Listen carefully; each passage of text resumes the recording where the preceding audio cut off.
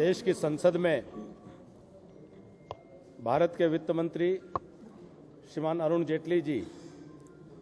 वर्ष 2018 और 19 के लिए अपना बजट के प्रस्ताव पेश कर रहे हैं।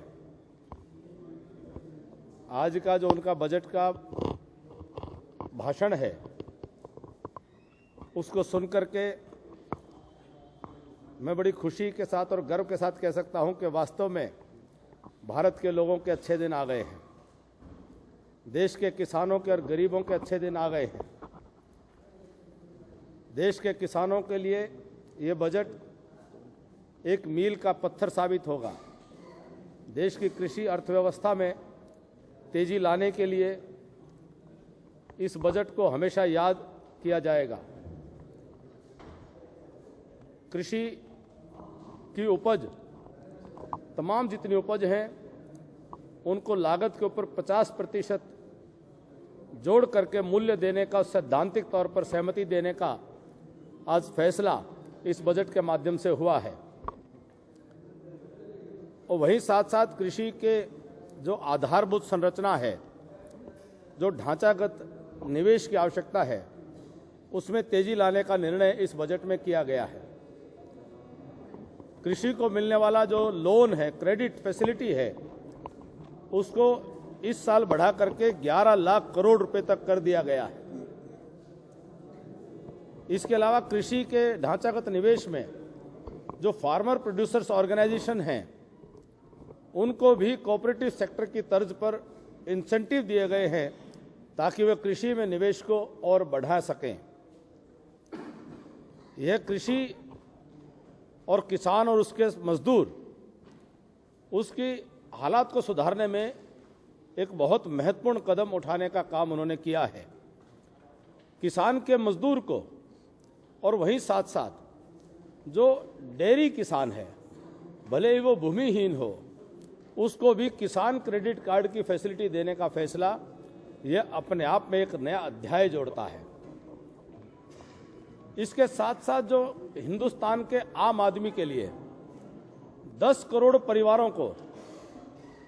यानी 50 करोड़ हिंदुस्तानियों को 5 लाख रुपए प्रति वर्ष तक की मेडिकल के खर्च, सेकेंडरी और टर्चरी केयर के लिए उसकी स्कीम, उसकी योजना बनाने का जो काम किया है, ये पूरे समस्त विश्व में इसके मुकाबले की, इसके बराबर की कोई दूसरी योजना आज तक भी नहीं बनाई गई है। ये पूरा बजट जहां देश की अर्थव्यवस्था में मजबूती लाने का काम कर रहा है, विनिवेश के जो लक्ष्य हैं इस साल के लिए प्राप्त करके नए साल के लिए बड़े लक्ष्य रखते हुए भारत की अर्थव्यवस्था को चुस्त दुरुस्त बनाने का जो निर्णय इस बजट में किए जा रहे हैं, मुझे लगता है कि पिछले 3 वर्षों की मेहनत के प्रयास के आधार पर, उसकी नींव पर यह निर्माण, भविष्य का निर्माण प्रारंभ हो रहा है। भारत के नवनिर्माण की आज जो पिछले 3 सालों में नींव रखी गई है, उसको नई गति देने का काम इस बजट ने किया है। इस बजट से भारत में आर्थिक विकास में जहां तेजी आएगी, वहीं आम आदमी के कल्याण के लिए, शिक्षा हो, स्वास्थ्य हो, रोजगार की व्यवस्थाएं हो,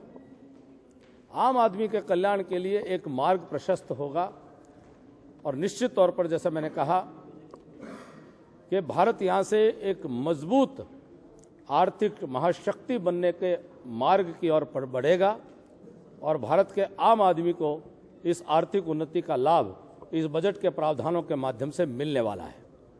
सर, हरियाणा की अगर बात करें तो दिल्ली, हरियाणा, एनसीआर, पंजाब का जिक्र हुआ। उसमें कहा कि पोल्यूशन कंट्रोल करने के लिए एक नई स्कीम लेकर आई जाएगी। पहले पराली को लेकर ये इशू, मानते हैं कि कहीं ना कहीं निजात मिलेगी? मुझे बहुत खुशी है कि भारत के वित्त मंत्री जी ने इस बजट में जो हमारे सुझाव थे, आपकी जानकारी में जो मैंने प्री बजट कंसल्टेशन के बाद आपको बताया भी था कि कृषि, किसान के मजदूर, इसके संबंध में, कृषि में ढांचागत निवेश के संबंध में और कृषि में ऋण की व्यवस्था को और सुचारू करने के संबंध में, और किसान के ऊपर ये पर्यावरण को बचाने का बोझ अकेले उस पर ना आए, इसके लिए केंद्र सरकार के सहयोग की जो हमने अपेक्षा की थी, वह सहयोग इस बजट के माध्यम से भारत के प्रधानमंत्री जी के नेतृत्व में वित्त मंत्री जी ने किया है। एक सर क्लस्टर मॉडल जो है, क्लस्टर मॉडल वो एग्रीकल्चर एरियाज में भी लागू होगा, उद्योगों में अभी तक लागू होता था, इसको किस तरीके? मुझे लगता है कि इस बार का बजट जो एक संपूर्ण बजट था, जिसमें सामान्य बजट में रेल बजट भी शामिल था, लेकिन इस बजट को मैं अगर एक शब्द में अगर संज्ञा देने का प्रयास करूं तो ये हिंदुस्तान का ये बजट जो है, वास्तव में जो हमें कृषि प्रधान देश कहा जाता है, यह कृषि प्रधान बजट है।